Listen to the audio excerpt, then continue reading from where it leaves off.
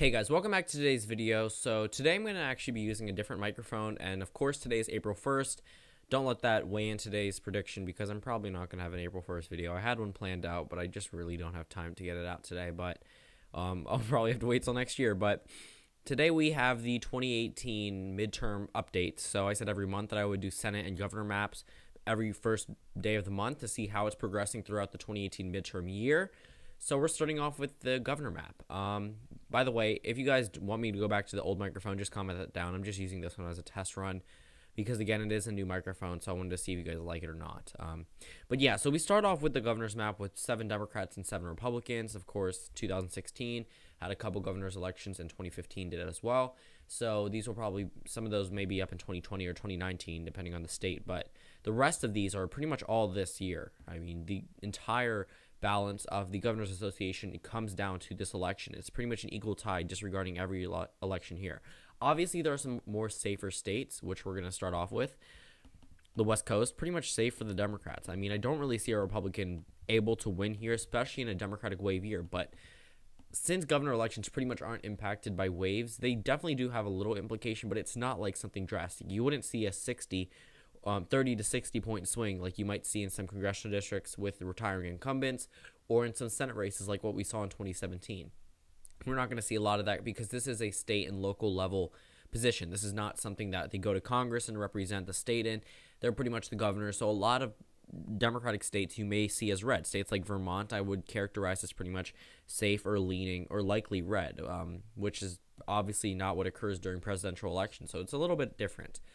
New York, I still see that one as lean blue. I'm going to fill them in based off the ratings, but the prediction will still be the same. Over in Illinois, this is one of the first states that I'm going to flip. I'm going to leave that one as leaning towards the Democrats. It's not going to be a safe state, a likely state, but it will be leaning. Over in my state of Maryland, at this time, I think it's kind of likely for the GOP. I mean, it's pretty much a state where Republicans have a 67% chance of holding on to it. I don't really see the Democratic candidate, especially considering that there's a pretty party divide right now between the Bernie Sanders progressive part of the Democratic Party, which isn't really the majority in the Maryland Democratic Party, and of course the Clinton type moderate Democrats, and they're supporting a certain candidate. So I think that may weigh into a little bit. The prominent frontrunner, Rashawn Baker, he's a nice guy and all, but at where it stands, I'm probably a little biased because I'm on my governor's campaign, but I still think that Hogan would hold out in this election. Up in Massachusetts, I'm rating that one safe. I mean, there's really no Democrat who can really oust Charlie Baker as the most popular governor in the United States. Vermont, I also see that one as likely for the GOP. But going over to Rhode Island, that one I would see as lean blue. Like, I definitely see a possibility of a flip, but I'm not going to put it in the Republican column just yet. Connecticut, this one I've been characterizing as Democrat throughout the past few predictions. I'm actually putting this one in the lean Republican column. I think that Connecticut, they still hate their governor, and that's going to leave a bad taste in the people of Connecticut's mouth of the Democratic Party, and it's going to be very hard for them to say, we're not like them, even though they've pretty much been perceived as the Democrats destroying the state on a governor level. Up in New Hampshire, I see that one as likely as well. I mean, they're up Vermont and New Hampshire both up every 2 years. New Hampshire and Vermont both have extremely popular governors. Up in Maine, I do see this one as leaning blue, though. I don't see really as it lean red, but I do see a possibility of a GOP candidate gaining traction, which is why it's only lean blue. But as of right now, I think that the Democrat may hold out by around 5 to 7%. Over in Ohio, I'm seeing this one as likely red. I don't really see a Democrat being able to flip it, especially after an extremely popular Republican governor. That definitely lets people go back to the same party and say, we're the same party here. We've done so much for you.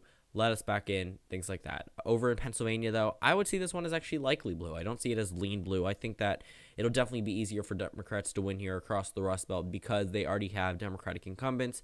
Well, not just disregarding Michigan, Wisconsin, Ohio, so pretty much only Pennsylvania, but I still think that it'll be likely blue. Over in Michigan, this is another flip. I think it's lean blue. I don't think it's likely. I think that Michigan has a possibility of flipping, especially with an unpopular incumbent, but as of right now, I still think it'll be lean blue. Over in Wisconsin, though, I see this one as leaning red. A lot of pollsters may put this one as likely. I think Scott Walker running for a third term may not be the most popular thing. Right now, he may be ahead in opinion polling, but not so sure about his margin when it comes to Election Day. Minnesota, I would leave that one as lean blue. pretty much a swing state when it comes to these type of elections. But Minnesota, I would see a new Democratic front runner and a weak GOP candidate. I think that Minnesota would be lean blue. South Dakota, I would leave that one as safe. Nebraska, Kansas. I mean, Kansas, actually, no. I'm going to come back to that one. But Nebraska and South Dakota, Wyoming, Idaho, pretty much all safe red states. The Democratic candidates are horrible in a number of these states. I mean, they don't have any prominent front runners.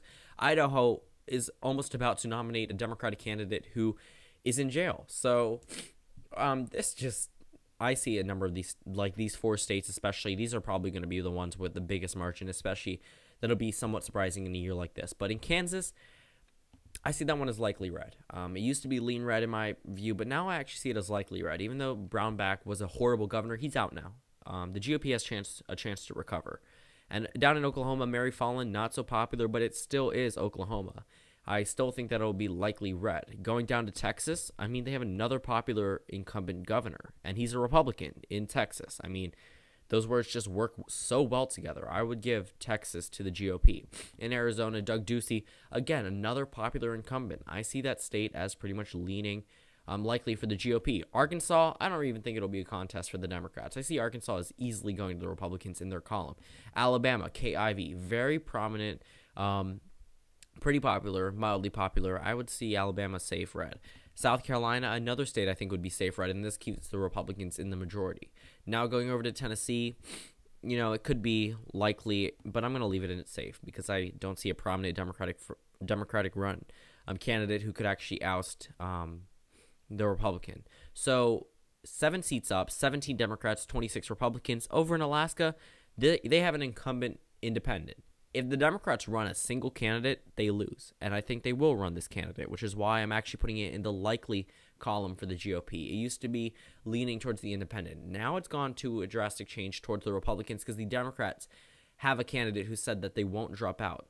Now, Kansas, on the other hand, has an independent, Greg Orman, from 2014. The Democratic candidate also said that they won't drop out, which is why I don't think Kansas has a shot at going blue.